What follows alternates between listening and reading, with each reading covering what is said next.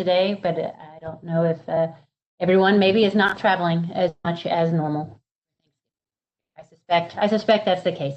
But thanks for coming. As we can see, same as always, we're going to have a public comment where anyone can come in and say anything. The chat will be available for that, so please feel free to post anything in there as we move on. I am still not able to do anything in there, Brandon, but whenever that gets fixed, I will share something with everybody. I'm going to go ahead and read our lengthy electronic rules notice, as I suspect I will be reading for likely the next 6 months. Okay. At the beginning of the meeting, all commission members participating electronically shall be identified by roll call so that quorum can be established. Under Executive Order number 60, each time a commission member, staff, or other participant who is using audio-only participation wishes to speak, he or she shall identify themselves in a manner reasonably calculated to permit the public to ascertain the identity of the person speaking. As a result of the COVID-19 pandemic, the governor issued Executive Order number 16, extended by Executive Orders numbers 34, 51, and 60, authorizing commissions to meet and conduct their essential business by electronic means if the commission determines that meeting electronically is necessary to protect the health, safety, and welfare of Tennesseans in light of the COVID-19 outbreak. Before considering items on the agenda, the commission needs to determine by roll call vote that the meeting agenda constitutes essential business of the commission and meeting electronically is necessary to protect the health, safety, and welfare of Tennesseans in light of the COVID-19 outbreak. All votes during the meeting shall be by roll call. So I'm going to do a quick roll call, please. If you can just say if you are here. Jackie Frisick Warren. Hopefully she's enjoying her time out. Councilmember Colby Sledge. Here. James Simmons. Here. Laura Kuhlman. Here. Jim Schmitz. Here. Chris Farrell. Here. Okay, well, great. Well, thank you, guys. The first thing is to review and approve the minutes. You all had a chance to read through those from last time. And if there's any discussion, otherwise, if there's a motion to approve those. We can... Move approval. Second. Any discussion? All those in favor, Jackie Frisick Warren, Councilmember Colby Sledge. Aye. James Simmons. Aye. Laura Kuhlman. Aye. Jim Schmitz. Aye. Chris Farrell. Aye. Okay. All right. Well, I'm going to let Hannah do the financial update in a minute, but there are a couple events she's got on the agenda here. Really great groundbreaking ceremonies that I was able to go to one and Hannah was able to go to another. I went to the one for New Level CDC, and they are teamed with Brandon Plunkett to do a townhome, a for sale townhome development in Madison. Pretty fantastic project. We don't get that many for sale residential projects that come through. And so it was really nice event they had, all socially distanced in the field where they're about to start construction. But they had some really great speakers. Nancy Van Reest was also able to attend, and several other council members. So we're excited to see that one moving forward. I know Hannah and the mayor were able to go to Renewal House. So Hannah, I hope that went okay. Everything go well out there? Yeah, and I really appreciate you representing the Barnes family at the New Level one. I know how much work New Level and Brandon Plunkett have put into weathering the impoundment, and I think from my understanding of land use, a little bit of a challenging plot, and they have worked really creatively to come up with a product that I know Council Lady Van Reese is very excited about, and like Gina mentioned, is a product that is hard to find in especially that proximity. The Renewal House groundbreaking was wonderful. Beautiful weather, sort of Nashville's time to shine on those sunshiny fall days. But another really valuable project. Renewal House, for those who don't know, is a nonprofit that does not traditionally build affordable housing, but as many of our grantees, they have come to incorporate housing as part of their mission so they can continue to serve their population, which is women who are coming out of addiction, and Renewal House focuses on keeping the women with their children, which is, really an important part of the recovery not just of the individual, the mother, but of the family unit. And Pamela Sessions does such wonderful work over there under her leadership. This has been a huge undertaking. And they had 2 very involved co-chairs for their capital campaign as well. So in addition to the grant from Barnes, they have in total raised a little over $6 million, and that will enable, they have about $1 million left to go. But they are going to be doubling their existing housing, 36 new units funded by Barnes, and they already own the land, and it's on a good corridor. So another great addition to the Barnes portfolio, and socially distanced, and a great time to celebrate all of the work that's been done to get to this point. And of course, then always excited to be there for the ribbon cutting whenever that happens in the coming years. And then I will do the financial update, and then Ashley Brown, who is on the call, our new Barnes program manager, will provide the project progress for the draw requests we've received in the past month. So you'll see in the financial update, last month we had about $2.4 million that had been drawn down. As a reminder, this is for the fiscal year, so that's the amount that's been drawn down since July 1st, and that number is now up to 2.8. So continuing to receive draw requests, the rate is slowing down. The majority of that 2.8 had come in the summer months as anticipated in terms of the majority of the construction work we see. And one thing to note is that we have seen a little bit of a decrease in FY20. For those who don't know, we received some of our funding from the short-term rental permits. And so the peak for that was in fiscal year 19. We had about 1.5 million. That was down to 1.1 million last fiscal year. And I've spoken with finance about sort of how we can project that. The fees have gone up for short-term rental permits, but we also know that short-term rentals have, it's a very volatile market right now, as a lot of hosts are trying to figure out whether they're going to continue to host in a COVID environment. But I just wanted to highlight that, knowing that regardless, that is not, whatever is not made up by the short-term rental permits would be supplemented by the operating budget to make sure we maintain our $10 million funding level. So if anyone was concerned about that at all, it's a little bit funky in that we are grateful, of course, to have that dedicated funding stream, but in a volatile market like this, it's good to know that any decreases that we see would not affect our bottom line in terms of our funding amount. Ashley, do you want to speak to our project progress? Sure. So there have only been 2 draw requests that have been submitted since the last time you all met on the 22nd of October. One was for the final draw for the Be a Helping Hand Foundation, and that was on their 1240 Thomas Street location. And then the other one was on the 30th of October for Urban Housing Solutions. That was their first draw on their skyline. But other than that, there haven't been very many since the October meeting.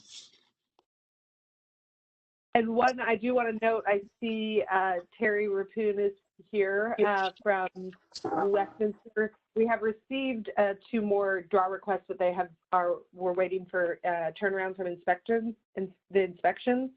So those would technically be submitted to finance after this meeting, so they'll go into the project progress report for next month. Okay, great. Thank you both. The next time we've got the public comment. I don't know if there's anything in the Q&A there. I don't see anything on my end. Brandon, I'm still not able to post what I've got, so that may be something that's happening to others as well. We could come back to that at the end and just see if anybody else does have any questions. And that goes a little bit into this best practice share. Had some computer technical difficulties, but I do have a really great presentation that I was going to share a link to in that box. If we're able to at the end, I will still do that. Otherwise, I'll share it the next time we meet. But it really shows a lot. I think we've talked a lot about what we can do from a Barnes Fund perspective. And, I think the things we're doing are great. But I think we all know that it is one tool in the toolbox, and there need to be many. And so this presentation really is from a group out of Atlanta, affordable housing. They do a lot of affordable housing, and some of the things that they are proposing could happen from a zoning standpoint and infrastructure standpoint, and really showing that it will cost cities less to house more people on existing infrastructure. It's a really well done presentation, by a group of folks. And so if I can post that, I will, and I'll share it next time if we're not able to. But that was what it was. But it's a really great thing to look at, and I think we should be, as a commission, looking at all the ways we can promote other things that will really make our Barnes dollars more effective all the way around. So, all right. Well, I'll move on to new business then, if there's no questions in there. And Hannah, I think it would be great to know you are going to be out soon. And Ashley, you will take the reins for a bit here, and so it'd be great to talk about. The positive is the tax referendum did not go through. It is a chance it will still come back, but at the moment it is not around, and it is not impacting our grant deadline. So if you and Ashley want to run through what is coming up with that for in attendance. Absolutely. And one thing that came to mind, Gina, with the link, sorry that we're having technical difficulties here, but I can put it in the meeting minutes so that when it's posted, folks can access it that way. That's usually the best way, since I don't always have all the attendees' emails. So for anyone attending, just check for that in the meeting minutes as a follow-up to this meeting. So for the grant deadline, as a reminder, I know we've said this a couple of times, but want to make sure everyone in the community knows that the deadline is still January 15th. As Gina pointed out, we will not be having a referendum this year. I've been speaking with Bob Cooper and Kristen Wilson on our side to try to understand if there will be another effort made. There's discussion of that, but we are moving forward with our current funding at our FY21 budget, because we can't know for sure what the future will bring. But so the applications will close on the 15th of January, and then the internal application review will be a week. And as a reminder, that is where Ashley goes through and scores just for a minimum scoring threshold, basically to make sure that all the documents are in place and that the application meets a basic threshold for our review committee.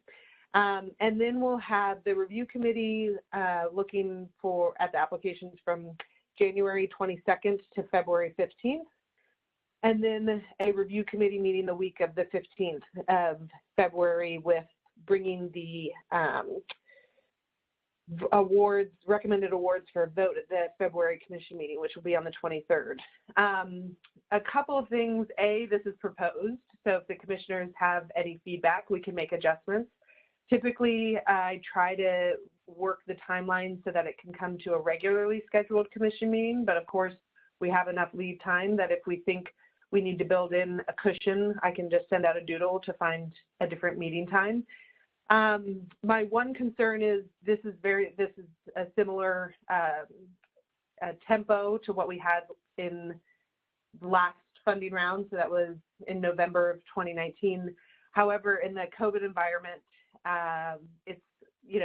my question to the commission would be, do you think we should build in more cushion for a review time, knowing it could be challenging if a reviewer gets sick or situations change and we need to find a different reviewer, or should we sort of go ahead with best intentions in mind?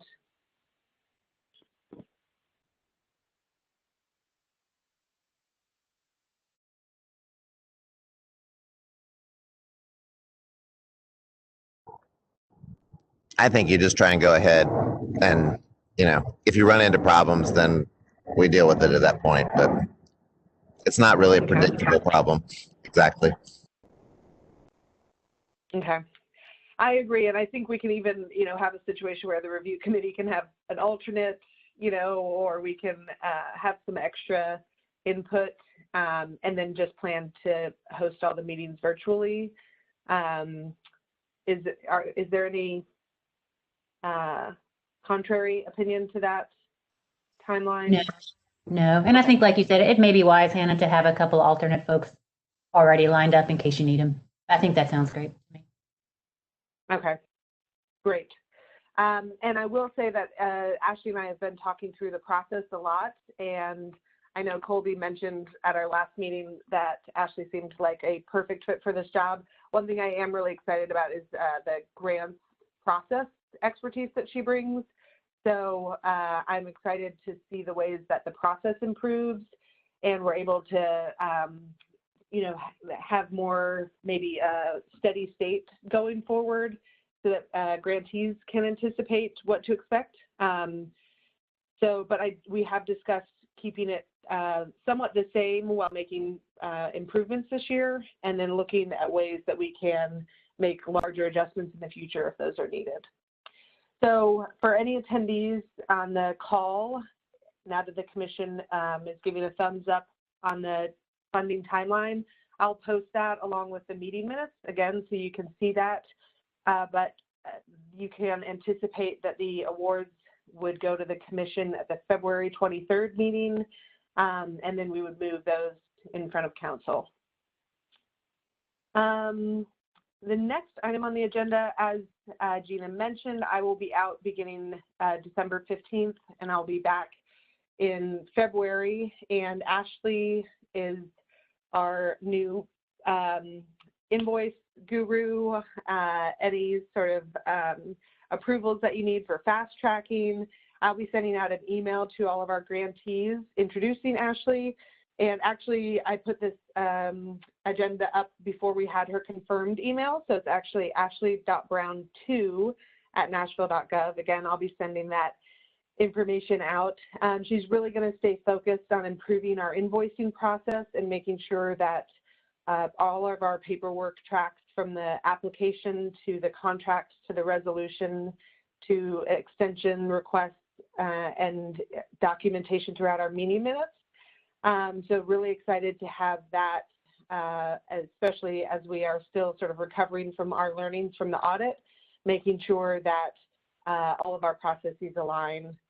And then for any higher level housing policy items that come up, as in my absence, there'll be a member of senior staff who will be assigned to address those. So I'll make sure the commission has their contact info once that person's determined.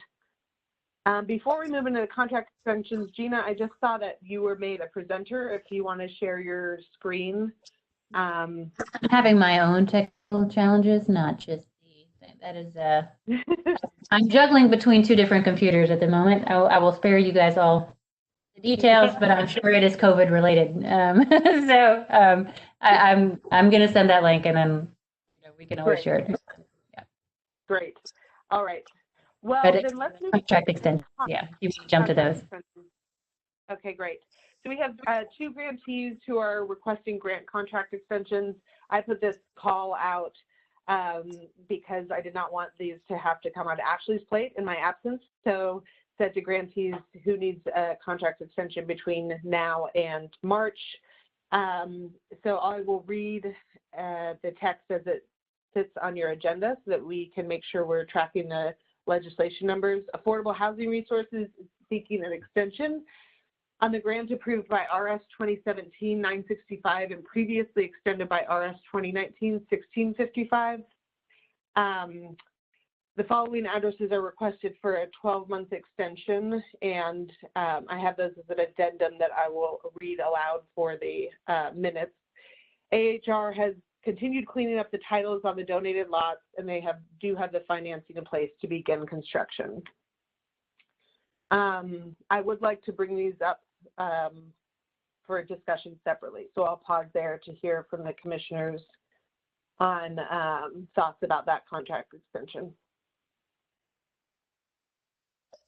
So it's really, they're asking for the extension essentially because the title work is taking longer than expected. it's not something that is really at their fault. It is just something they're working through.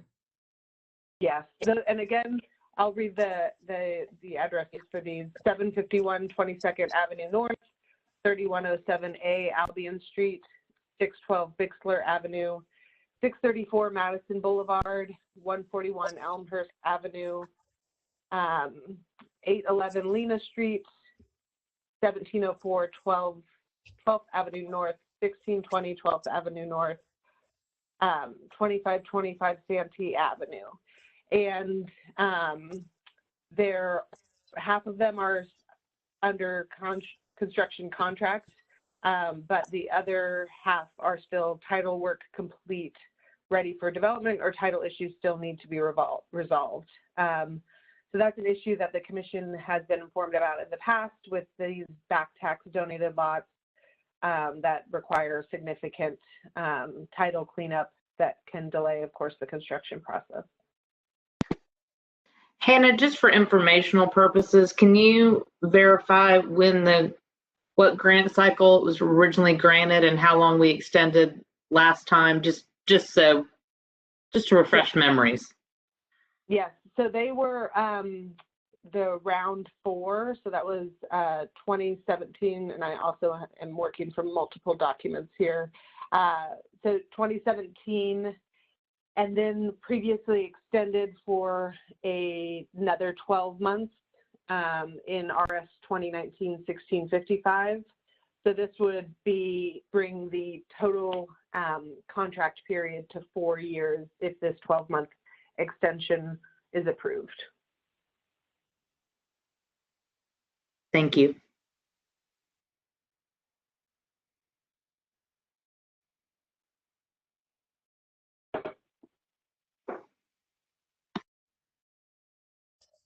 Does anybody else have questions on this one? And Hannah, do we need to vote on both of these, the extension separately, I assume? Yes, because they were from different resolution numbers, I think that they'll have to be submitted separately. Okay. Maybe we should talk about the next one first, and then we can just. Great. So Avenue Baptist is seeking an extension on the grant approved by RS 2018-1088 and previously extended by RS 2020-242. 15th Avenue is requesting a 12-month extension. Currently, when I discussed this with their executive director, they do not have financing in place to move forward with construction, but what I had discussed with them was using CITC debt to finance the construction. They were hoping to be able to fundraise for it ahead of time. So I was encouraging them to explore using debt, which they could then pay off, of course, with the sale of the home. They also will be they're in the process of selling the current home. So this was for a grant that was $69,000 for 2 homes split equally between the home. And so the first home that they've completed is in the process to be sold. And so they also said that they would be looking at using the proceeds from that sale to then fund the construction of this second home.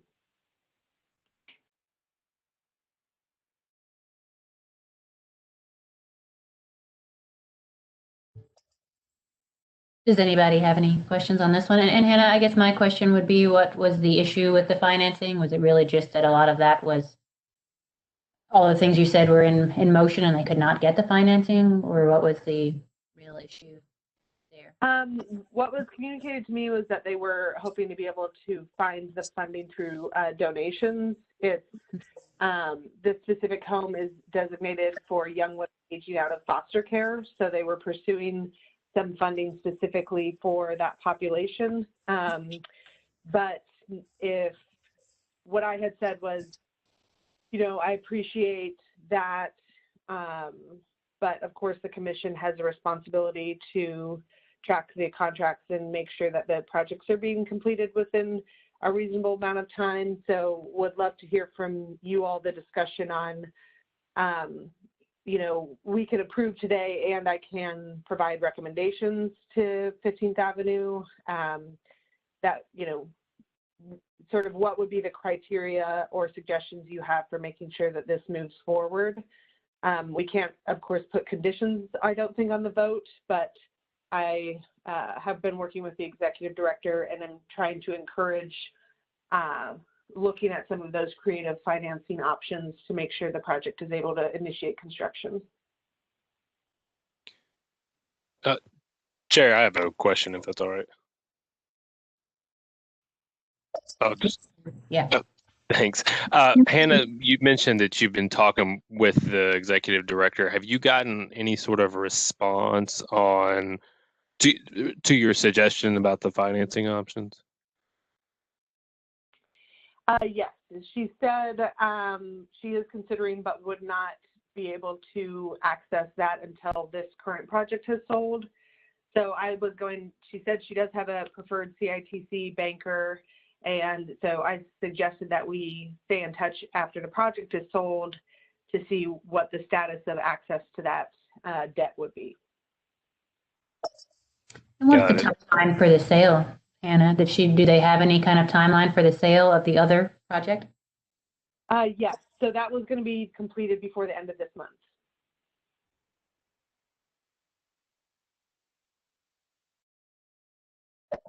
Does anybody else have questions or comments on this one? Just a note here for Commissioner. So, you know, if this ends up going to council, obviously, I'm sure council members will have questions too about, you know, kind of basically a request for a second extension in essentially a year.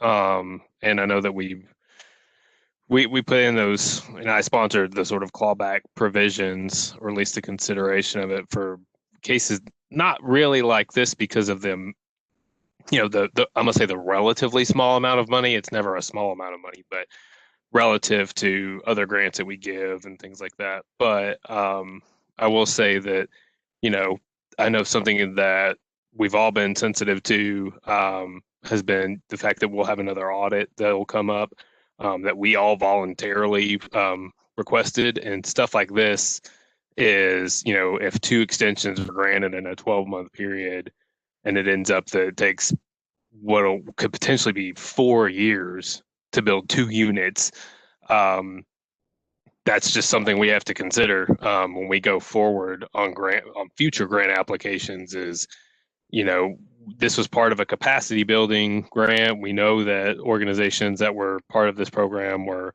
you know, maybe getting into this space for the first time, but we just have to weigh the risks there. And this one, unfortunately, while I'm sure the product will be good in the end, is probably taking more time and effort than we would want to occur, especially given the need that we have in the city.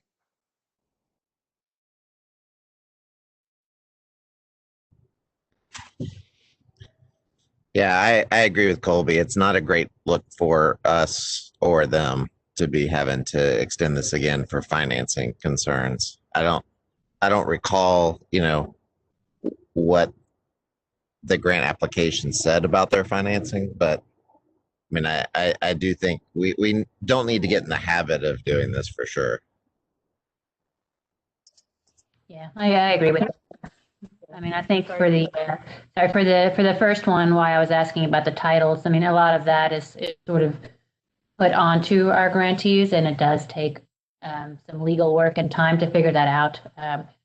But for things like financing, I know that many of us have reviewed these applications pretty frequently, looking at, and does the project have a positive cash flow? Is it buildable? Can it be done? And I think, just like you both said, would hate to have one sitting out there that then is not successful.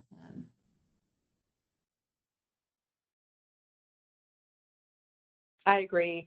And that's what I shared with the executive director.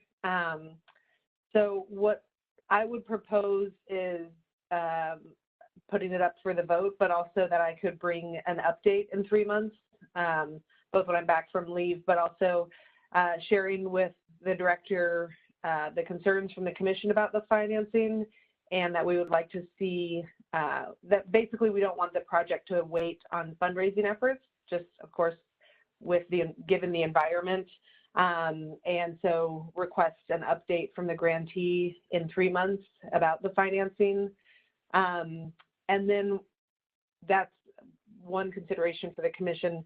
But the second consideration is that we don't currently have a framework through which we review extensions. And so it's been a subjective process for the commission. And so I'd love to hear from the commissioners.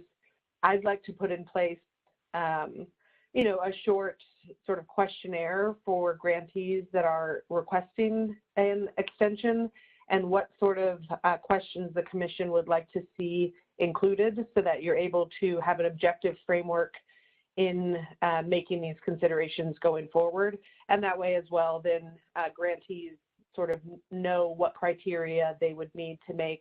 I think there will always be a level of subjectivity, you know, with, for example, the title cleanup. You know, that's not something that's completely objective.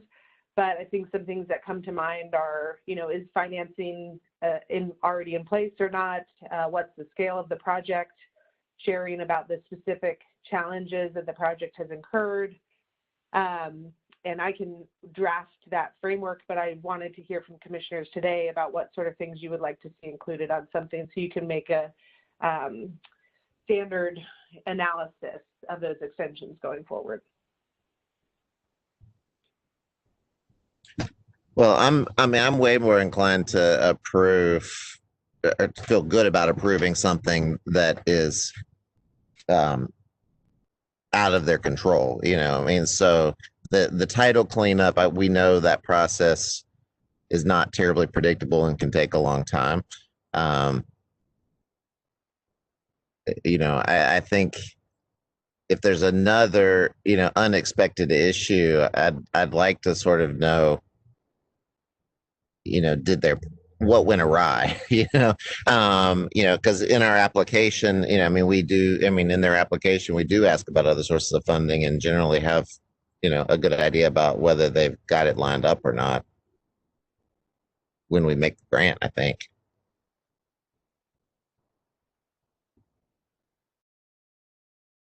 Yeah, I do think from what I've analyzed, obviously this grant was awarded before my time, but especially I think in the capacity building rounds, there was more leeway given. For example, funding used to be considered as a funding source for services that were going to be provided, support services or financial counseling. Those were monetized and included as a funding source. We've now switched to, you know, it has to be hard costs or, you know, actual cash access. So I do think that that process has evolved a little bit. And then I know that sometimes funding awards have been made based on fundraising goals. And I do think our application has evolved to a place where the funding sources have to be more diversified than, you know, a capital campaign and Barnes. We are now screening at least that if someone is going to try to pursue a capital campaign, that they would be in a position to access debt as a backstop. So again, we're not the only funding source that's already committed ahead of a capital campaign.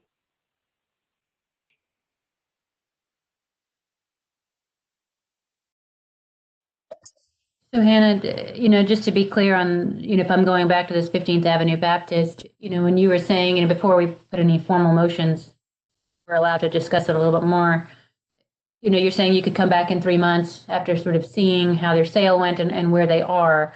Are we then, I assume we have to vote on some kind of extension. So are we voting on a 3-month extension? I suspect we can't just vote on a 3-month extension, because then we will certainly be granting a 4th extension for this project.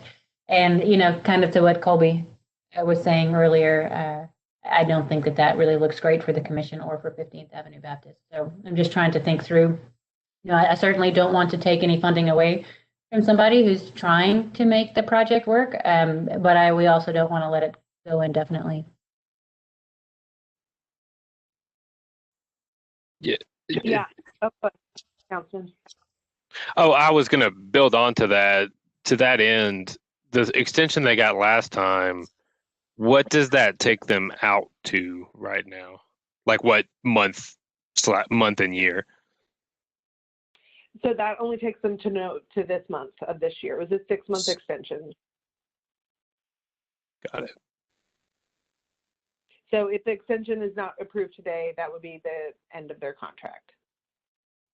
Did you say this was also a 2017 grant? Yes. Okay. So, and I think, you know, again, this goes back to not having a completely objective framework in place.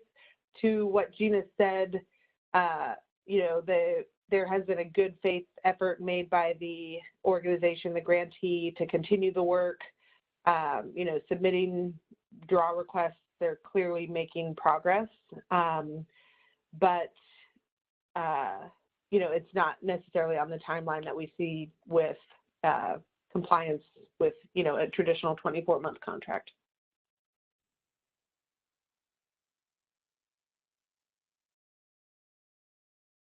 And I guess I didn't think I answered your question, Gina, about the, yeah, I would say, you know, a 12-month contract would be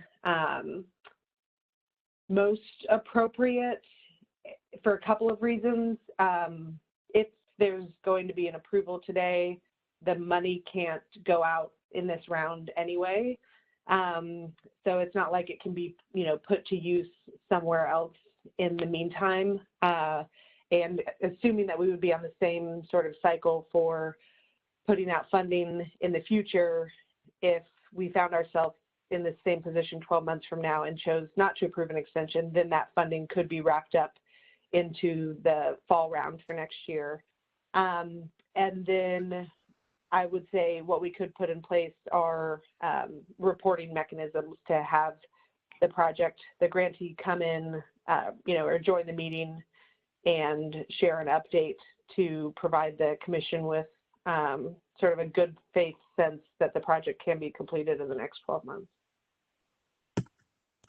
Well, then would it be appropriate for a motion? Can I ask a couple questions? Maybe I missed something. What percentage of completion are they at now?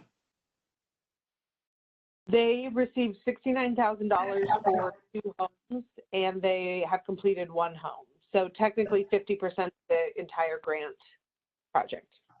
In 24 months? In 30 months. In 30 months. And if we were to not approve an extension, what would happen? The contract would end and they would not receive access to the additional funds. But we would still be out our original funds. That grant is gone. No, so since our grants are only on reimbursement, we've invested half of $69,000 for 1 home, but the remaining funds are still in our account. Okay, so we would have basically half of 69,000, 34 or whatever is what we're out. And 34 is what's left to fund. Correct. But the 34 built 1 house, right? They've completed 1. Yes. It's the second one they haven't started on. Right.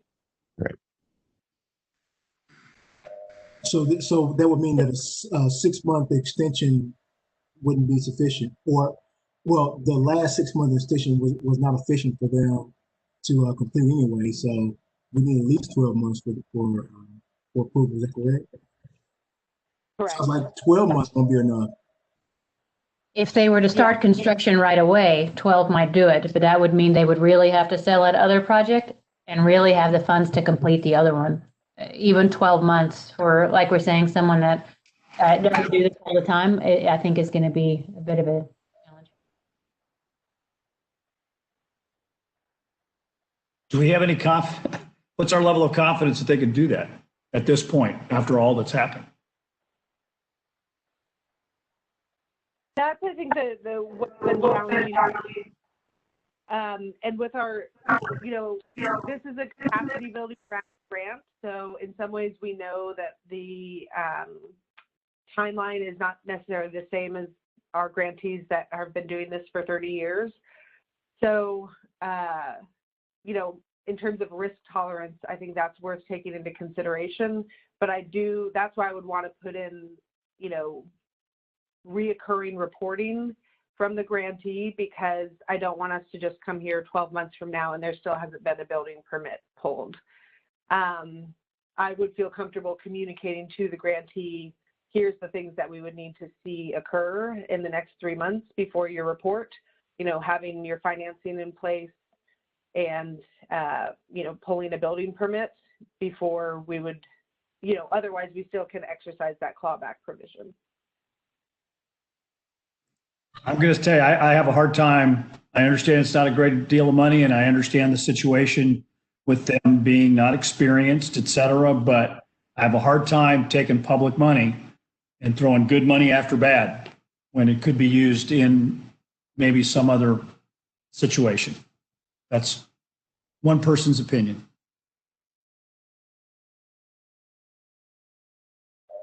I guess on the other side of that, how many times have we revoked funds from a grantee? Never.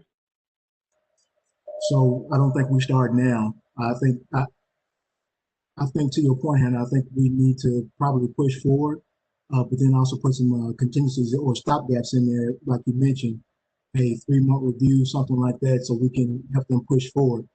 And then maybe at the end of that 12 months, then, you know, so they understand this is it. Right, right. Yeah, if it's Yeah, and if it's appropriate, I would say I would move that we approve both of these extensions for 12 months with a status update from the agencies in April, and have them come back to the commission and give us an update at that point. Okay, I'm taking note of that. So that is the motion on the table. I second. Chris? I would second that. Is there any more discussion?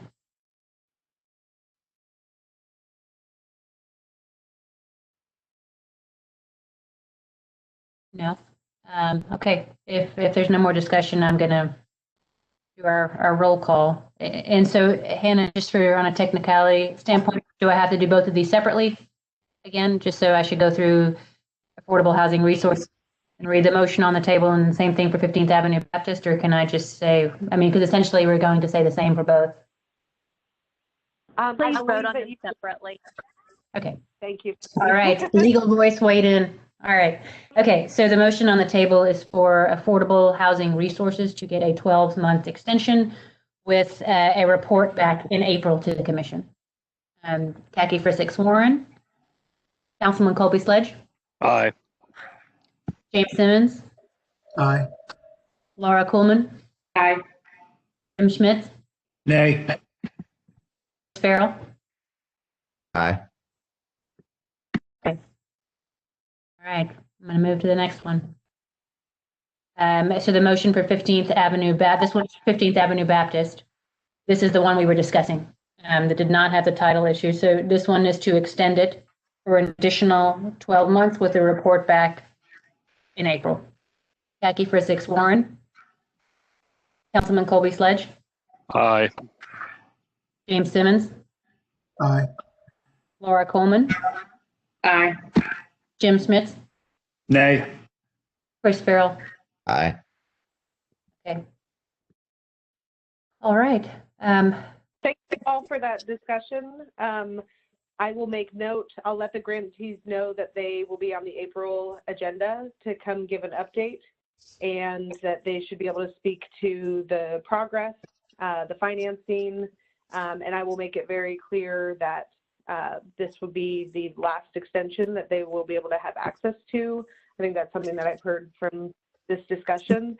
But as at a higher level, Ashley and I are also going to work together to put to just a framework so that we can have, you know, to the point James made of if we were to want to revoke funding in the future, that we would have an objective framework that grantees would know they're being judged by, so that, you know, it also doesn't put the commission in a position to have to make subjective choices, you know, on a case-by-case basis. Yeah, it'll be very much just like our scoring applications. You know, you really have to score it based on what they present, and then it will make it easier for all of us. Right, right. Great. I really appreciate all that discussion and input from folks, and I'll make sure the grantees are prepared to present in April. Okay, great. Thank you, everybody. Going to move on to announcements. I'll check into, do we have any questions in the Q&A? Anything for public comment before we move on? Still nothing. Okay. So if anyone is having a technical difficulty, you can always, of course, email me, myself, hannah.davis@nashville.gov, and we'll make sure to get those answered, or I can share with the commission whatever you are hoping to share. Great. Thanks, Hannah. So I think one of the last things that we have are announcements. Hannah and I talked a little about December. The next meeting that we have really falls right in the middle of holiday season, not dissimilar from today, but so we were suggesting that we maybe do not have the meeting in December, especially since we are in the middle of the grant cycle and all of our grantees will presumably be working on their applications. So if anyone thinks differently, please let us know. Aye. Easy vote. Easy vote. Okay. Hannah, I don't know if you had anything else other than that meeting. Just that I will remove the December meeting from your calendars. And as a reminder, the January meeting will be organized by Ashley. So I anticipate that I actually haven't kept up with the governor's electronic meetings. Colby, do you know, has he extended that? Not yet. It expires at the end of December, but I think the anticipated action would be an extension. Okay. Well, of course, Ashley will be notified. Macy always does a good job of keeping us up to date about that. So anticipate, of course, that January would be virtual as well, unless some sort of miracle sweeps in. So the WebEx information and the meeting packet will come from Ashley for January, and that meeting will be January 26th. And again, I'll remove the December meeting from your calendars, but otherwise, got some follow-ups here for making sure everyone's connected with Ashley before I go on leave. I want to just say thank you to our commissioners. You all are so fabulous, and I've been so grateful for your steady attendance and attention to the fund, especially in the midst of the pandemic and virtual meetings. You all have just been fantastic and provided rich discussion. I don't feel like Barnes has, missed a beat or backslid or anything, even in the midst of the referendum and the challenges we've faced. So I'm really grateful for the attention that you've provided and bringing your expertise to bear for the fund's benefit this year. Another great year for Barnes. Thank you, Hannah, and please keep us up to date. We may not talk to you before you are out, but congratulations and good luck, and keep us in the loop. Send photos. Thank you. Good luck. I hope everything goes well. I've heard I might be a little tired, but I will hopefully have enough energy to send you a photo. So it's not tiring at all. Yeah. They get the best rest of their lives. So yeah, don't try and make any major decisions the first 2 months. Oh, wonderful. Well, anything else, folks? I don't think so. Thanks, everybody. Have a great Thanksgiving. Thanks, everybody. Great Thanksgiving, Happy Merry Christmas, Thanksgiving. Happy Holidays, et cetera, et cetera. Y'all be good. Stay safe. Thank you.